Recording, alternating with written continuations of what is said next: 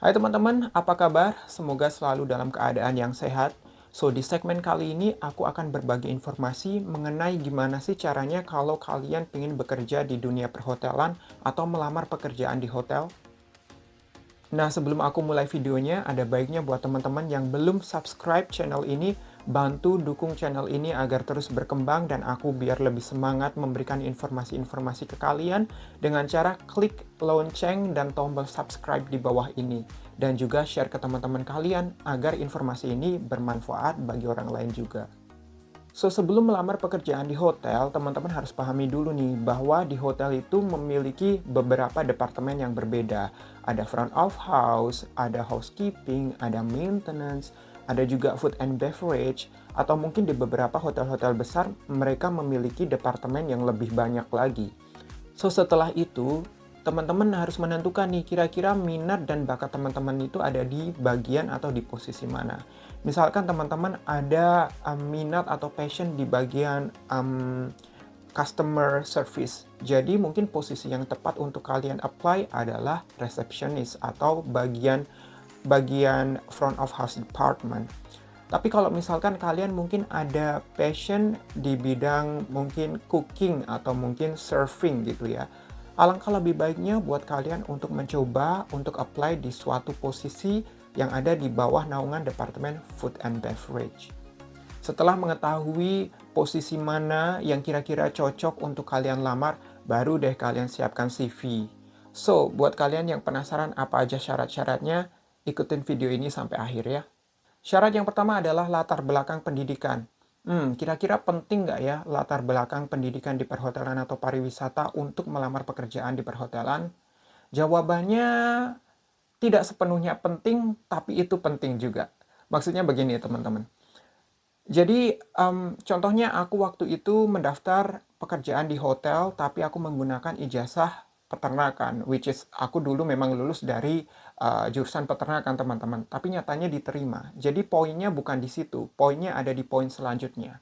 Tapi nih teman-teman juga perlu dicatat bahwa saat pihak hotel atau HRD menerima lamaran, mereka akan melakukan screening pertama di mana yang dilihat pasti yang pertama adalah background pendidikan, kemudian juga pengalaman kerja.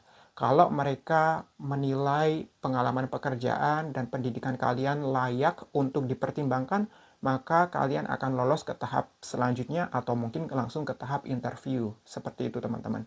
Tapi bukan berarti bagi kalian sekali lagi yang tidak memiliki background perhotelan atau pariwisata tidak bisa mendapatkan posisi di hotel. Itu salah teman-teman. Karena apa? Karena yang terpenting ada di poin selanjutnya. Nah, poin yang selanjutnya atau poin yang kedua adalah skills. Skill ini hal yang sangat penting, teman-teman. Jadi, walaupun kalian memiliki ijazah perhotelan atau pariwisata, namun kalau kalian tidak bisa menunjukkan skill atau kemampuan kalian untuk meyakinkan para HRD ini untuk bisa menerima kalian pada posisi yang kalian lamar, maka itu sama saja teman-teman. Ini juga berlaku buat teman-teman yang mungkin tidak memiliki background perhotelan atau pariwisata. Karena as long as kalian bisa menjelaskan, meyakinkan dari pihak HRD atau pihak hotel bahwa kalian mampu melakukan apa yang menjadi tugas atau job desk pada posisi yang kalian lamar, maka tetap ada atau besar kemungkinan kalian bakal diterima di hotel tersebut. Contohnya seperti ini nih teman-teman. Misalkan kalian tertarik untuk melamar posisi di bawah naungan food and beverage ya, mungkin waiters atau mungkin di kitchen ya kan. Nah, buat teman-teman yang mungkin memiliki background perhotelan atau pariwisata tentunya bukan suatu masalah untuk menjelaskannya. Tapi gimana buat teman-teman yang belum pernah memiliki pengalaman tersebut?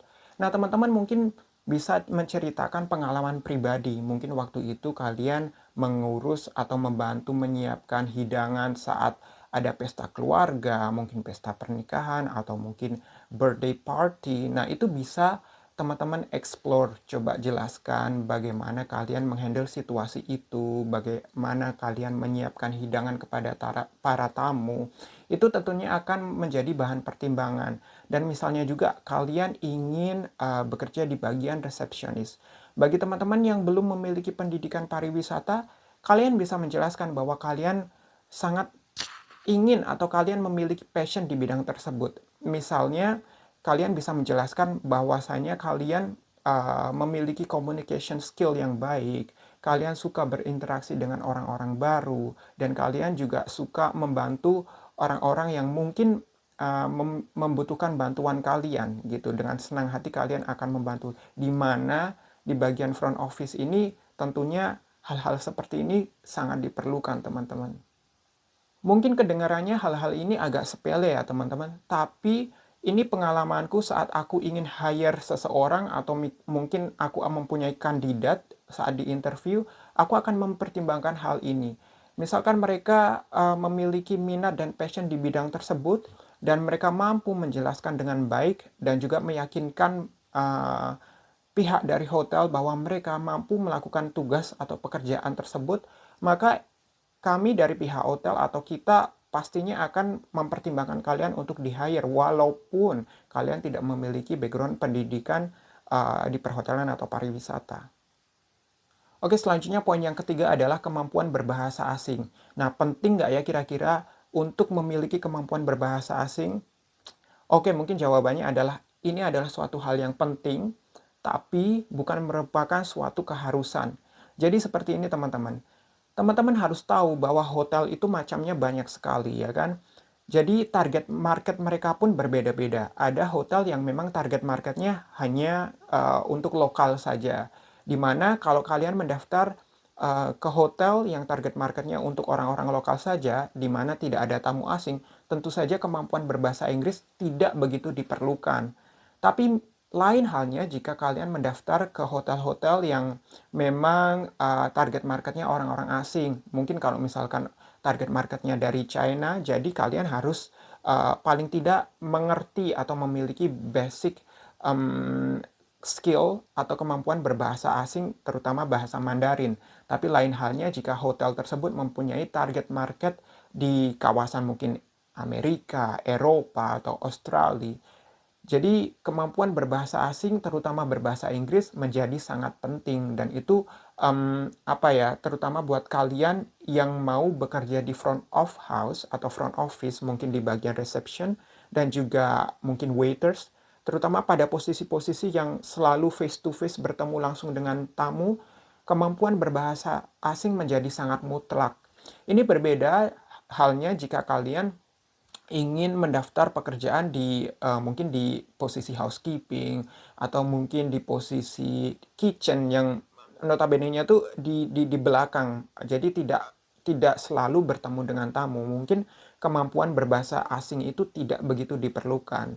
So, kalau misalkan pertanyaannya adalah penting atau tidak, itu penting teman-teman, tapi sekali lagi bukan suatu keharusan. Cuma saranku kalau memang kalian memiliki niat untuk bekerja di bidang hospitality atau pariwisata ataupun perhotelan, alangkah lebih baiknya untuk mempelajari paling tidak basic dari bahasa Inggris. Kalau kalian tidak bisa berbahasa asing yang lainnya, paling tidak kalian bisa basic bahasa Inggris. Karena apa? Karena kebanyakan istilah-istilah di pariwisata atau perhotelan itu menggunakan bahasa Inggris. Walaupun tidak begitu rumit, tapi tentu saja ini akan memudahkan kalian dalam bekerja.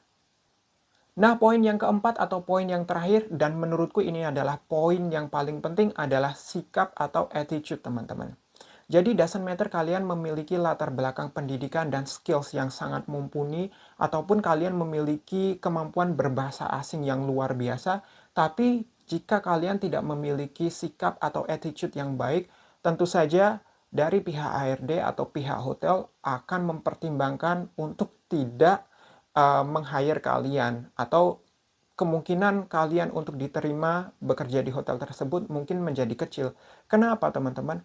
Karena teman-teman perlu ingat, hotel merupakan salah satu industri di bawah hospitality industry, di mana kita merupakan industri yang menyediakan jasa dan layanan kepada tamu. Tentu saja sikap yang ramah, sikap yang tenang, sikap yang sopan, itu akan menjadi sangat penting gitu loh teman-teman. Jadi bagi kalian yang mungkin mempunyai temperamen atau kalian tidak mau dikritik, tidak mau menerima saran atau tidak bisa bekerja dengan tim, tentu saja kalian akan menemukan kesulitan-kesulitan jika harus bekerja di hotel, begitu teman-teman. Jadi ingat ya, attitude itu penting sekali teman-teman.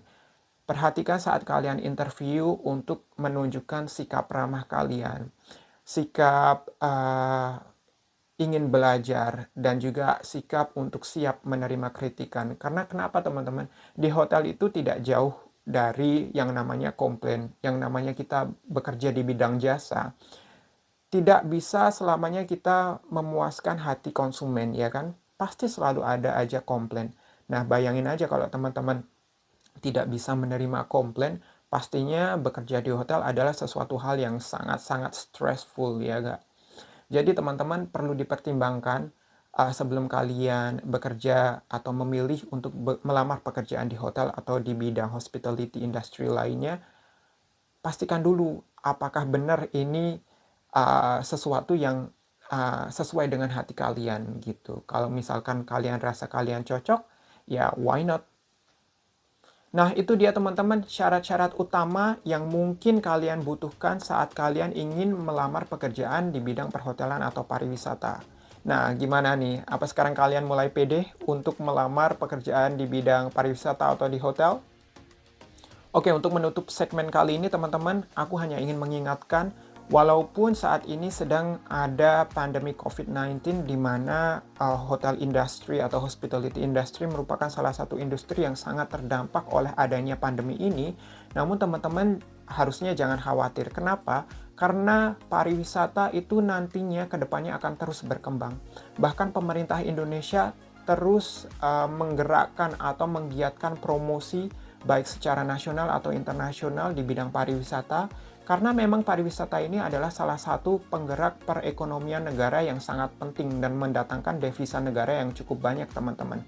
Jadi, teman-teman juga harus berpikir bahwa nantinya kalau kalian berada di industri ini, berkembang bersama industri ini, tentunya banyak sekali opportunity atau kesempatan-kesempatan yang akan terbuka bagi teman-teman. Jadi tunggu apa lagi teman-teman, kalau buat kalian yang penasaran atau buat kalian yang ingin meniti karir di perhotelan, mungkin saat ini saat yang tepat untuk kalian untuk mulai nih siapkan lamaran kalian. Oke, sekian dulu video kali ini teman-teman. Buat kalian yang masih ada banyak pertanyaan, mungkin kalian boleh DM aku di Instagram aku @dioprambudi atau kalian juga bisa leave comment di bawah ini. Jangan lupa untuk subscribe dan juga share ke teman-teman. Semoga informasi yang aku berikan ini bermanfaat. And thanks for watching. See you in the next video.